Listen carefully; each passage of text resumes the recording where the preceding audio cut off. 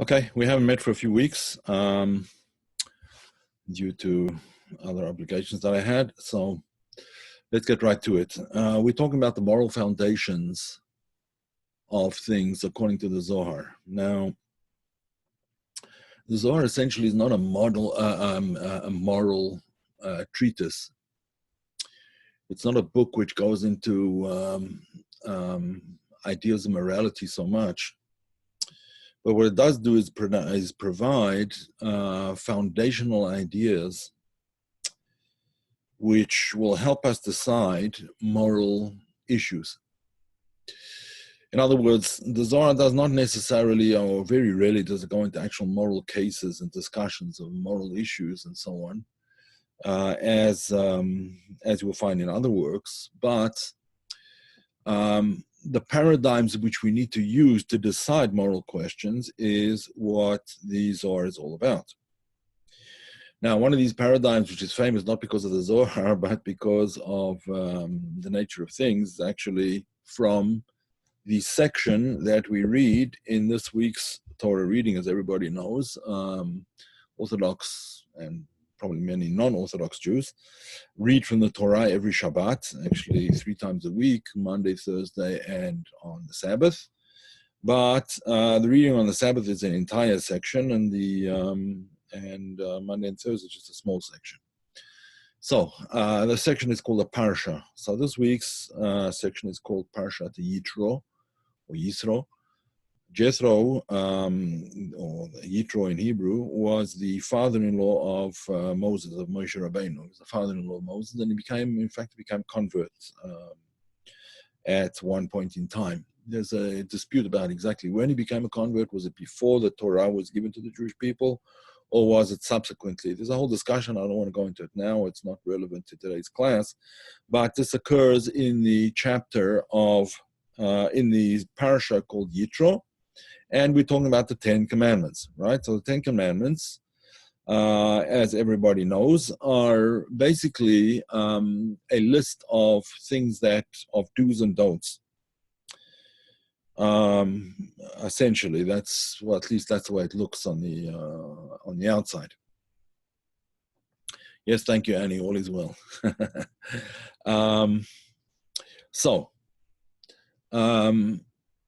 The Zohar takes a somewhat different perspective on the whole concept of the 10 Commandments. Now, as you probably know, and as is actually repeated in the verses in this particular Torah reading, in this parsha, there were 2 tablets. One tablet seems to contain the commandments or directives between man and God.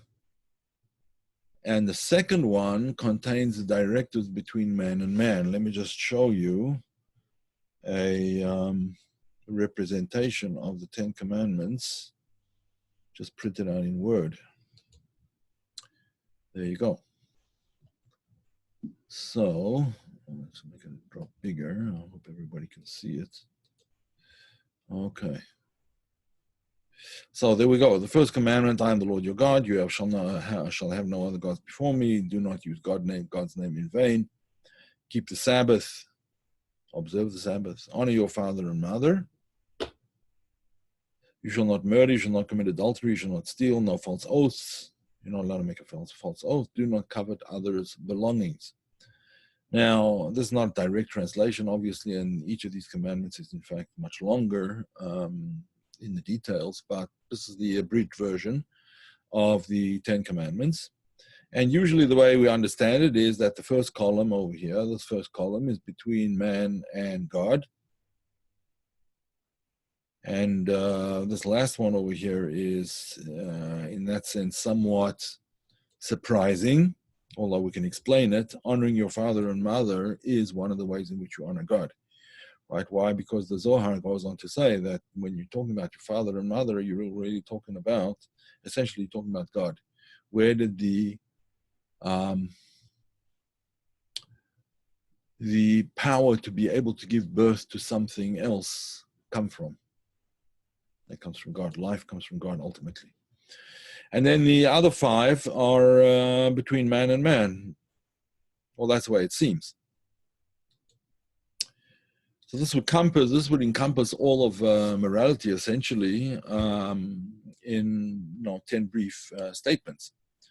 The Zohar has a very interesting premise, and that is that the 5 commandments on the one tablet of stone and the 5 commandments on the other tablet of stone must be read in unison. In other words, basically like this. The first one here, I'm the Lord your God. Oops, what did I do here? I'm the Lord your God, has to be read together with you shall not murder. And number 2, shall not have no other gods, corresponds to you shall not commit adultery. 3, don't use God's name in vain, you shall not steal, etc., etc., etc. Okay, so in other words, that's the way you have to read them. It says the Zohar, and even a step further. The Zohar says that the commandments 6 to 10, in other words, the ones in the right-hand column over here, ones between man and man, are actually contained in the ones in the left-hand column here, right? So actually, it's exactly in reverse of the Hebrew, because the Hebrew is written right to left. So the ones between man and God were on the right, and the ones between man and man are on the left. But since English is written left to right, so we've put them in that order over here. But the important thing is that the 5 commandments between man and God and the 5 commandments between man and man parallel each other. That is the subject of a very interesting discussion in the Zohar in this week's Torah reading, in this week's in Parashat Yisro. Okay, so let us actually have a look at the Zohar on this subject. Now, the Zohar is actually in Aramaic, so if anyone wants to look at it, also it's on page 90b, Tadik Amud Beis, in volume 2 of the Zohar. Okay, so I guess I could read Aramaic and translate it. I don't know if it's going to help you that much, but you know what, just let me translate it, because I guess reading Aramaic is not going to really do anything. Rabbi Elazar taught. Rabbi Elazar was the son of Rabbi Shimon Bar Yochai. Actually, I don't even need to share now. I can just, I'll just read it out. I'll read it to you. So Rabbi Elazar taught the following. He said, the 10 commandments are carved into the 2 luchot. They're carved into the 2 tablets. And one second here, I'm sorry.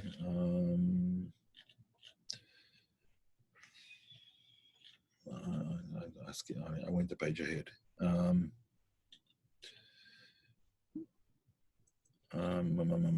Okay, yeah, here we are.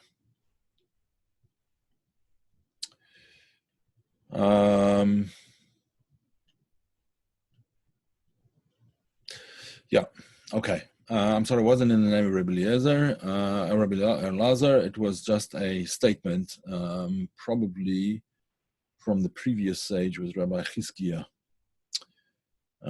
So, if anyone wants to have a look here, let me just show it to you quickly. Yeah, you'll see it. Okay, it starts off Rabbi Chizkiah. Rabbi Chizkiah said, for sure, everything's there's all one thing. And then it goes on Tana, right? In other words, it was a teaching. So the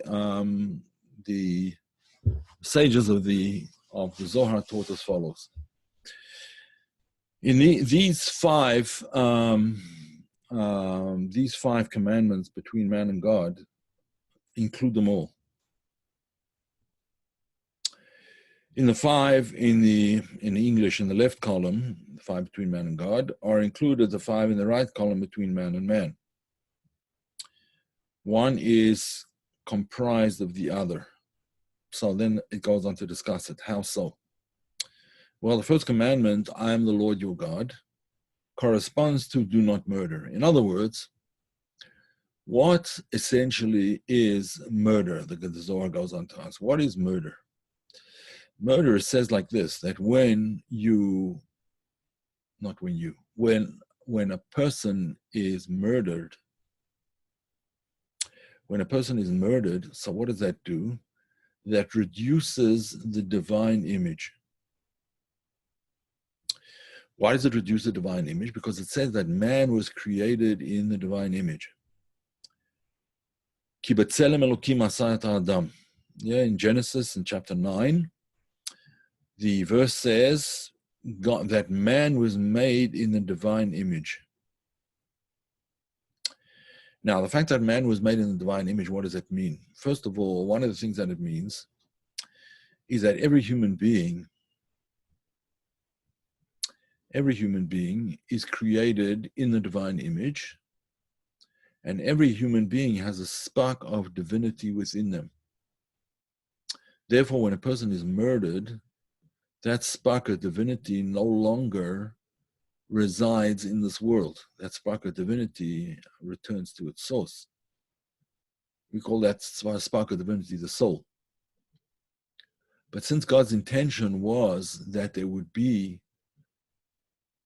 7 billion, approximately, whatever it is, people created in the divine image, in other words, these 7 billion human beings that are all created in the divine image, some display it more than others, no question about that. Really savage people, it's hard to find the spark of godliness within them or to see it. And in fact, the Zohar elsewhere and in Kabbalah in general speaks about that people who have very violent and vicious and characters tend to lose their that they lose their divine image in the sense that it's not within them, it's just so to speak envelops them. In other words, it's at a distance from them. You don't see it in some people. Why? Because they've reduced their own divine image through their actions. But in any event, says the Zohar, the primary moral commandment of not murdering, thou shalt not murder, you may not take the life of another human being. This is not a human convention, says the Zohar. This is not because it's good for society. Of course it's good for society. It's not because it's not the right thing to do. It's because it corresponds to, I am the Lord your God. God is the only one that can make these kinds of decisions. Now, you may ask the question, well, what happens then in a case where, for example, a person is sentenced to death by the Beit Din, by the Sanhedrin, by the rabbinical court. Now, that doesn't happen in these days, but it certainly did happen in biblical days, and it did happen even in the days of the sages, although very, very rarely did that a Beit Din, a rabbinical court, which sentenced more than one person to death in 70 years, is called a bloody Beit Din, a bloody court, right? It's got blood, too much blood in its... in other words, they did everything that they possibly could not to take human life. So, even though we have this rule that taking human life reduces the divine image, when someone has done something so egregious that it's impossible not to sentence that person to death, and that person is sentenced to death and is killed. So how does that not contradict our principle? Well, it doesn't contradict the principle, because what happened is, one of the rare occasions when a person is or may be put to death is because of murder. So someone who murders another person and it's proven there were witnesses and so on and so forth, and the testimony of the witnesses matches, and it's very, very difficult for a Beit Din to actually convict someone of murder, but if they do, then the reason that person is murdered is because, or rather put to death, is because he already established death upon himself, so to speak. He invited death to himself by murdering, and therefore his life has to be forfeited for that reason. Similarly, for idolatry, worshipping idols also incurs death. Why? Because he contradicts the other side of the equation. I am the Lord your God. So if a person worships another God, he's contradicted, I am the Lord your God, and therefore his life is already over as far as that's concerned. It's just putting it in, carrying out the final touches, so to speak. Now, let's not be brutal about this, but that's basically what it is. Okay, so that is the first commandment. Now, one of the things I was thinking about, and why I was thinking about this, is because I'm not trying to get political or anything, but I was very shocked when I saw an article today that somebody sent me, that the state of New York has now legalized abortion up until the time of birth. And I personally find this very shocking. There are reasons for abortion in certain cases, and when the life of the mother is in danger, the life or limb of the mother, in other words, the life or imminent, and we're not talking about what might happen 10 years down the road or whatever, or we're not talking about inconvenience, but when the life of the mother is literally in the balance, then it is permitted to abort the baby in Jewish law, because it said that the baby is pursuing the mother's life, and therefore in all cases of pursuer and pursued, we take the life of the pursuer rather than the pursued. So, and that's in general. Of course, there may be exceptions to that, but whatever. But to use abortion as a means of birth control, that doesn't cut the mustard as far as I'm concerned. And generally, as far as Jewish law is concerned, that would be absolutely unacceptable.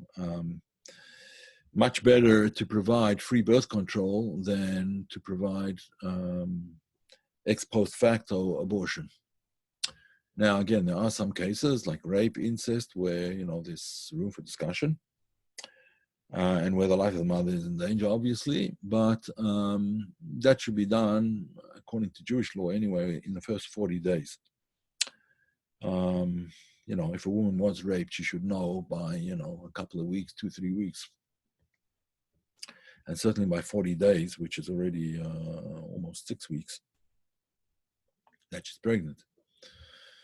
And therefore, abortion up until that time is, there's room for discussion, let's put it that way. Even though it's not, it's not lauded, it's not applauded, it's not, it's a thing that has to be taken very seriously now. That's taking the life of the baby into consideration, because the baby is also a life, even though it's not born yet, but nevertheless, babies do have certain rights in Jewish law, even before they're born. And they probably should have in secular law as well. Funny, it's not funny at all. It's very sad that someone pointed out to me that there's certain rare, I think it's bald eagle, bald eagle eggs. If you destroy a bald eagle egg, you can go to jail for 6 months and get a $10,000 fine. I think it's bald eagle. Don't quote me on this, but it's one of these like birds that's endangered species or whatever it is. But if you kill a baby, nothing. Everyone applauds you and everything. All is well on your way, Charlie. No problem. Something is wrong here.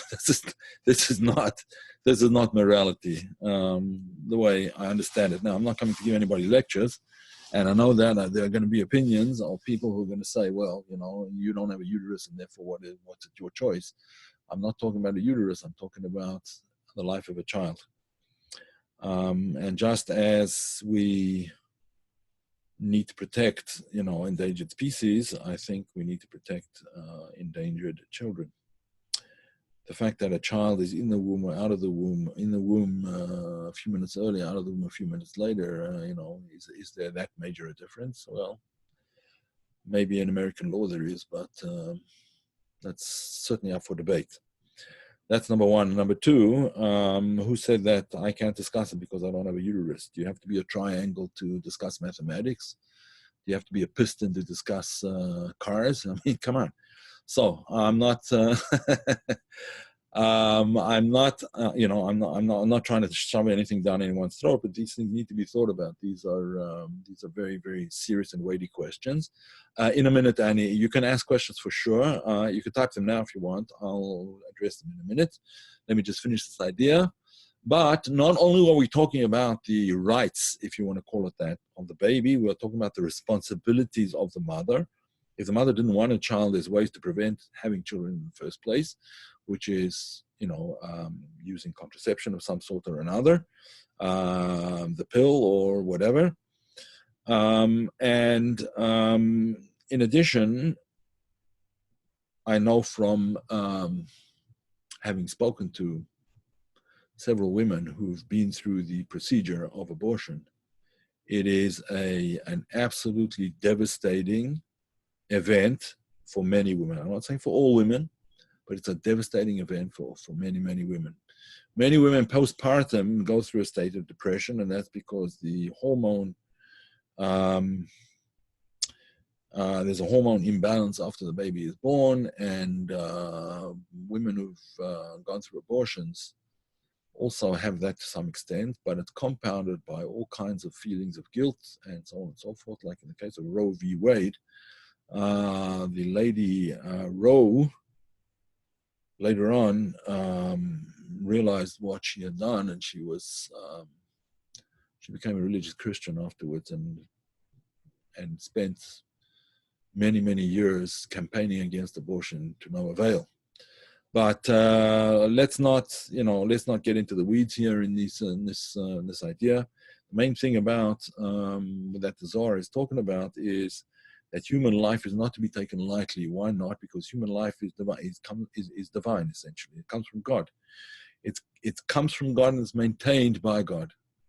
And therefore, by just taking a human life, we're in a sense fighting against God. That's essentially what it is. Okay, so there's a question. What is the definition of murder, accident, intent? How common was murder among the people? I know abortion is different. Well, it depends on what era in history you're talking about, actually. Murder was extremely, extremely, extremely rare in biblical times, in early biblical times. It was so rare that it virtually never happened. Later on, later on during the times of the prophets, there was unfortunately more, but nothing like Chicago, folks, where I live. The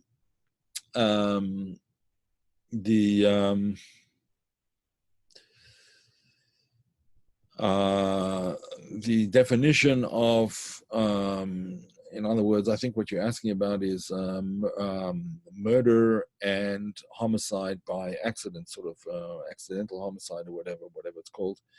Yes, there's definitely different murders with intent, and that requires, that the perpetrator, if there are witnesses, be put to death. But if it's an accident, then the person simply goes to what's called an Ir Miklat, a refuge city, for a period of time, and then is allowed to go back home eventually under certain conditions, etc. But it was not a common thing. Murder was not common at all.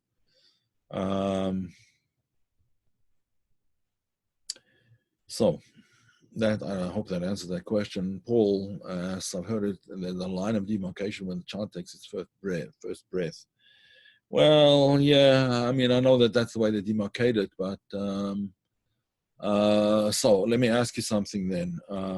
Someone who has a heart attack and is not breathing, are you allowed to kill that person? Not breathing? I don't think so.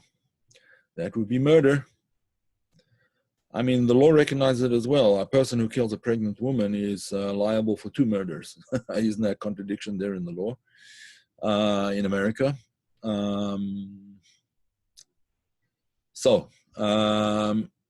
Why is it there? Well, I think because it was there was not a lot of murder. That's why there wasn't much murder. Had it not been there, then it would have just been, another rule to be decided by the majority and get rid of it. Yes, we can murder. I mean, the same thing applies to euthanasia, I guess. What's called mercy killing, which is in Jewish law, it's murder, simply.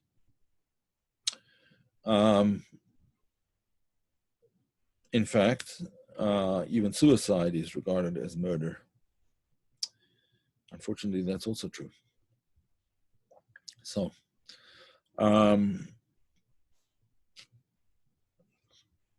Paul, I don't know if that answers your question, but think about it. Like, what's the difference between when a person is breathing or not breathing? I mean, as I said, when a person has a stroke and they're not breathing for a while, what do? Your immediate heart attack, rather, the immediate thing is mouth-to-mouth resuscitation, right? And in order to save that life. Now, the fact that the child hasn't taken a breath yet, in my book, means that it needs even more protection. It's not able to defend itself. And I think that's a spurious, I'm not saying it's your argument, but I'm saying that that's a spurious argument that the child hasn't yet taken a breath, and therefore it should have a different, it should be regarded as simply a bunch of cells, which is how it's looked at by many people. I don't think that that's correct. And again, there are circumstances where it might be correct, but in this particular case, I do not believe that is the normative way of looking at things in terms of the Torah. All right, let's get on to the next discussion. Share screen, 1 second. Here we go. Some of you might be asking, like, what this has to do with Kabbalah. Well, we decided that we're going to be learning a little bit of Zohar every week. So we'll be doing that for a while, and we'll see how it goes. This is just one that I happened to, it was on the top of my mind when I read that article. As soon as I read that article, that came to mind, so I decided I was going to do this. It's not Kabbalistic per se, but it is from the Zohar. So, you shall have no other gods before me, before God, in other words, and you shall not commit adultery. So how does the Zohar interpret this? Like, what's the connection between these two things? So the Zohar says as follows.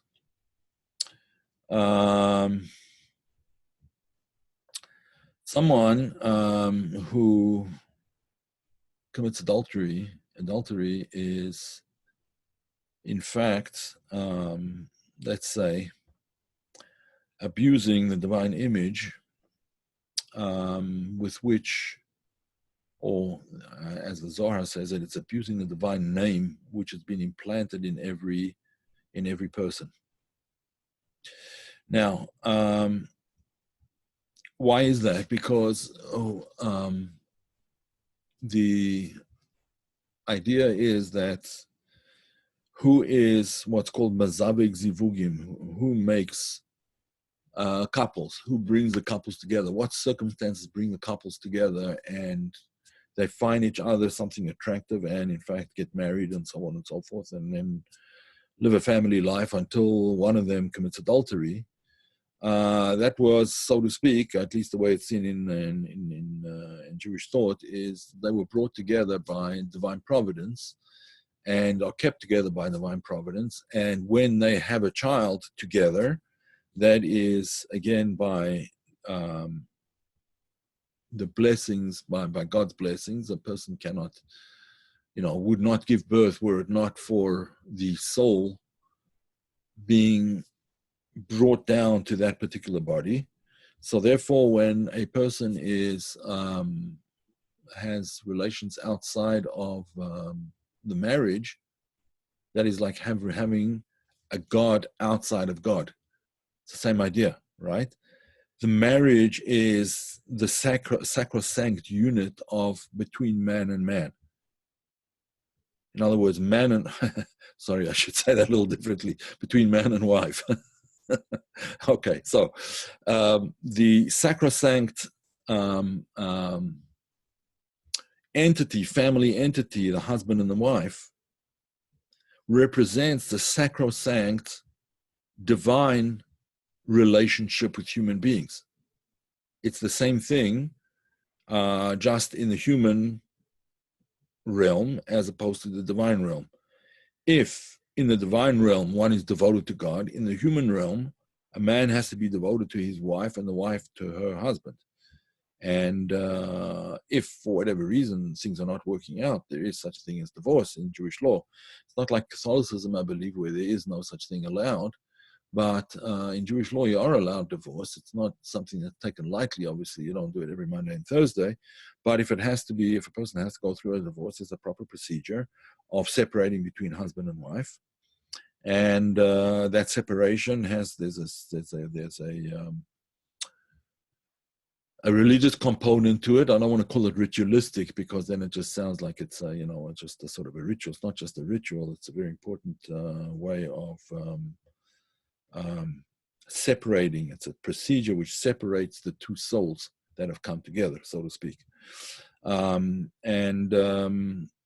Then there's a separation of property as well, and the woman has to be looked after, and she has children, they have to be looked after, and so on and so on. There's a whole in fact, a lot of Western law is based on that. So the sacrosanct interhuman relationship is a reflection of the sacrosanct human divine relationship of human being with God. Okay, the third commandment, let me just get it up there on the screen. Do not use God's name in vain, and you shall not steal.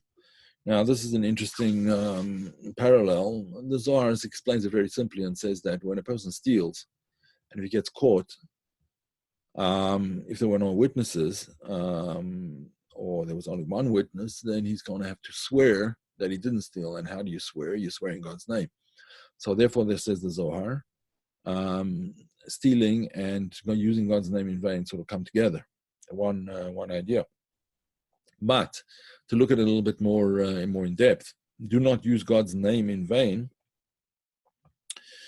means that the way things are set up, the way the divine name is placed within each and every individual has their permutation of the divine name within them, and that's their soul. So they have their permutation. Do not take or attempt to take for yourself somebody else's divine name. In other words, the providence that is brought to them by the permutation of their name in their soul belongs to them because that's what God gave them.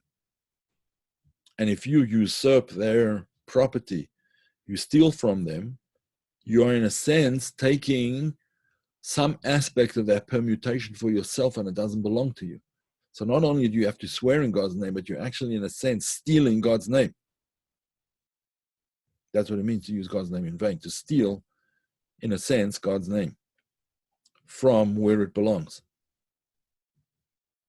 And of course, that's not going to help the individual the thief. It won't help him for long. He might think it will, but it doesn't ultimately bring any feelings of satisfaction, to say the least. It is better to pray than for a better livelihood than steal for one's livelihood, besides being dangerous, etc. Okay. Let's go on to the next one. Keep the Sabbath and no false oaths. Oh, excuse me. What's a false oath? False oath is essentially the idea of making promises that you're not going to keep. Swear to do something or not to do something that you don't do. And keep the Sabbath is the covenant, is the sort of the oath that we made with God. Like God made, sort of gave us this world and said, one day dedicate to me, one day dedicate to God. And making a false oath means abrogating that oath that you made, that one day in the week is going to be dedicated to divine pursuits. Now, on the Sabbath, that's not the only thing you do, obviously, isn't it? You don't spend all day praying, although you do spend a reasonable amount of the day praying and studying and so on and so forth, on the Sabbath in particular. But Sabbath is also family time. Sabbath is family time. No TV, no radio, no iPhones, or even Androids. No electronic games. Just family. Talking together, eating together, sitting together, enjoying each other's company. And that is, in a sense, as we said before,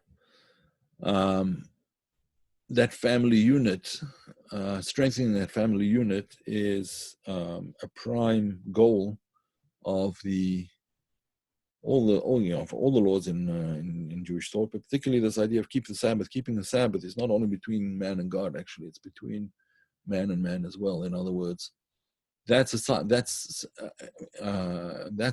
if we talked about sacrosanct relationships before, now we're talking about making certain times sacrosanct. There are the Sefer Yetzirah, the Book of Formation, the Sefer Yetzirah, speaks about 3 dimensions called basically space, time, and soul. Olam, Shana, Nefesh. Space, Olam. Shana, time. Nefesh, being, existence, being, human beings. So, we spoke about sanctity, the sanctity of soul. In other words, the sanctity of soul is the sanctity of the family unit, the sanctity of dedicating yourself to one person, to one family unit. That's the sanctity of soul, and dedicating yourself to one God, not having all kinds of other, gods of let's say, pagan gods, which were the god of thunder, the god of lightning, the god of this, the god of that, whatever it is. Okay, so that is the dedication of the soul. Then this making the soul sacrosanct. Then there's making space sacrosanct, time, space. We'll get to time in a second. Making space sacrosanct is a place which is regarded as holy. Essentially, the place of the temple is the holiest place. That's making that space sacrosanct. But in everybody's house, they should also have a place that is sacrosanct in their own home. And of course, the synagogue also has a sacrosanct place called the Ark. And one should have in one's home a place, an area, a room, a corner of a room, that this is where you pray, this is where you study, this is where you elevate yourself a little bit above the normal thing. Now, this keeping silent when time is sacrosanct. Time means that you dedicate a certain part of your time, 1/7 of the week, called Sabbath, dedicated to God. In other words, dedicated to godly things. Now, again, it's not completely dedicated to just praying and studying, but it's dedicated to family as well. And it therefore brings together, keeping the Sabbath brings together soul and time. Okay, there's a question here. What does the Zohar say about the intense battle of a potential psychopath without any real morality, yet battles every day not to murder? Is such a person worthy of attempts to help him, Or is such a consideration merely foolish? Modern thought is to turn their back. While this makes common sense in a supernal sense, is it true? That's a very good question.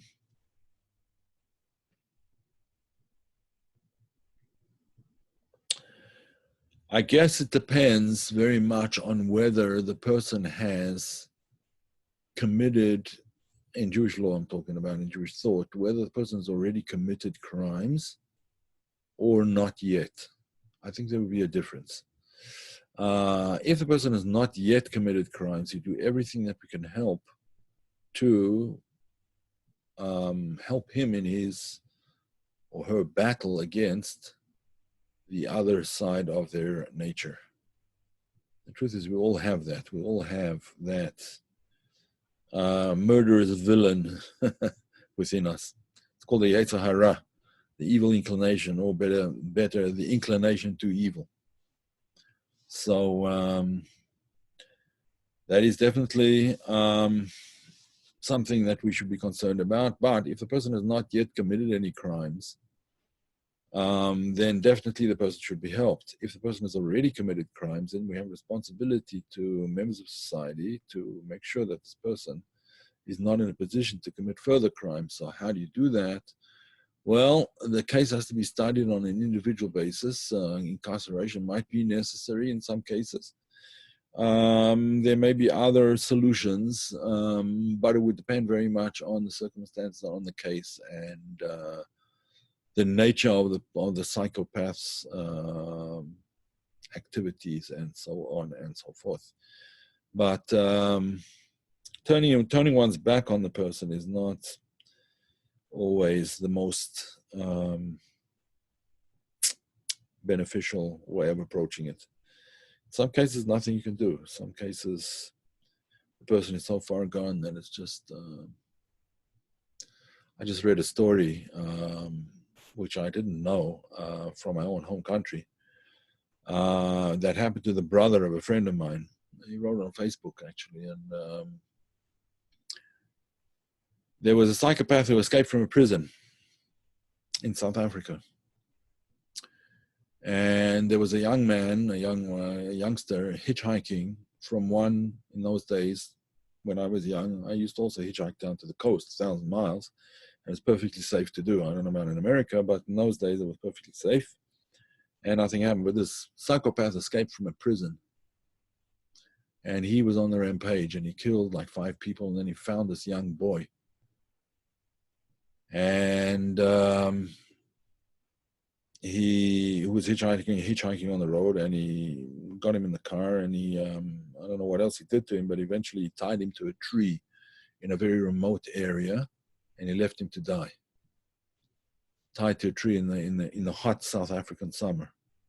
So you can imagine what kind of torture that was. Terrible.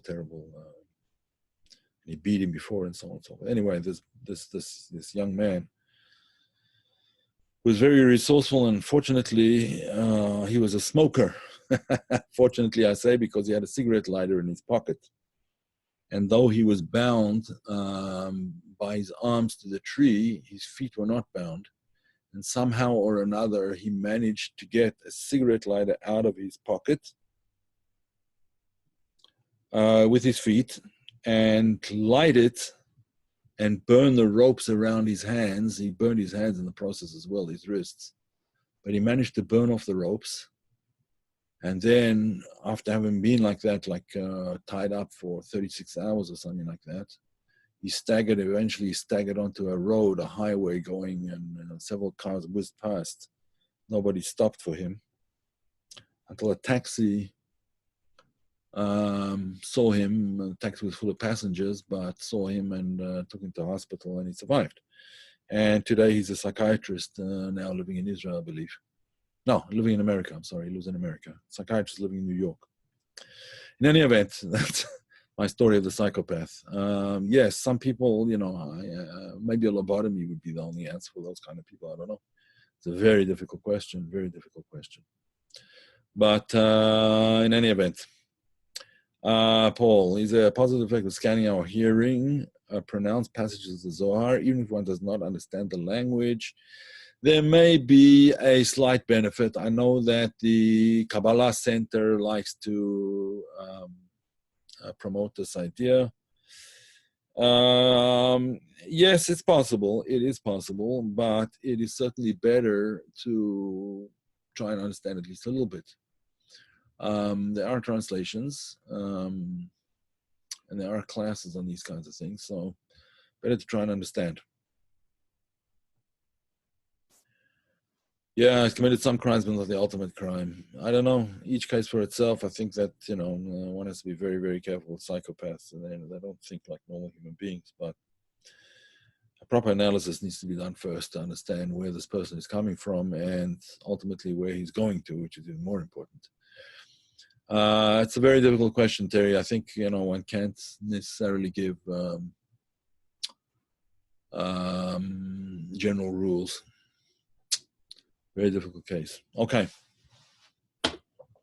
Honor your father and mother. Do not covet another's belongings. These two things go together.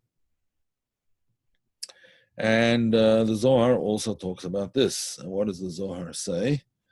Well, the Zohar doesn't hold back from giving its opinion on these things. It says like this.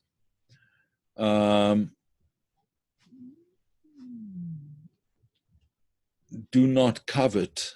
When I say do not covet, the first thing you shouldn't covet is the wife of your friend. Now, we spoke about this before when we were talking about adultery, but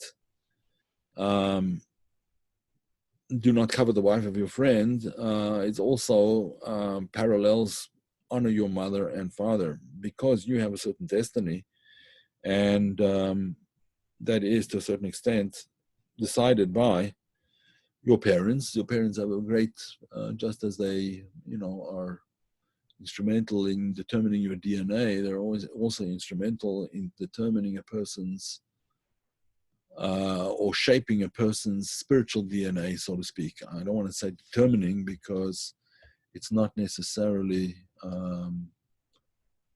determining it per se. Because there's always free choice, but basically the idea is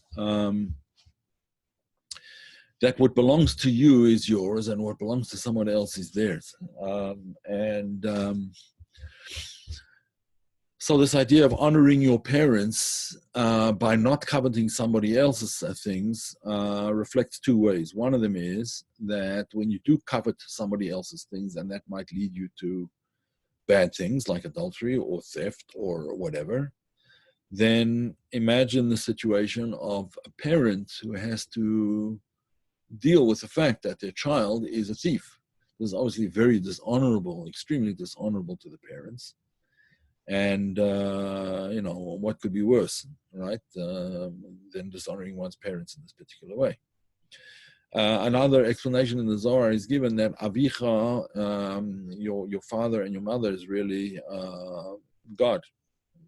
God is your father, God is your mother, so to speak. And therefore, again, those things that by your station in life, you have certain things and you don't have other things, is because that's the way it was meant to be. And if you try and change it in the wrong way, of course one can change its destiny. One could change their destiny by changing oneself. You make yourself into a new person, you make a new destiny. We find that this is actually quite a common occurrence in the sense that when a person is ill, for example, they add a name to the person. Adding a name changes the person's spiritual structure. A different name added to the person changes the spiritual structure, and therefore they're essentially a different person. And therefore we hope they will get well. It's one of the ways we do those things.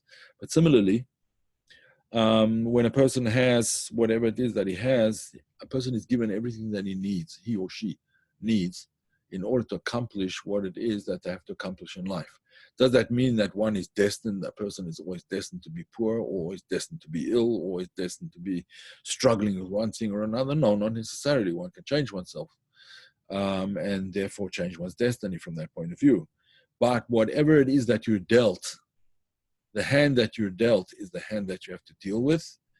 and not somebody else's hand. In other words, somebody else's property, somebody else's wife, somebody else's. One can, of course, not covet the other person's possessions or wife or house or animal or whatever it might happen to be, but one can admire the achievements of other people. There's nothing wrong with admiring the wisdom or the perhaps even the wealth of some other person.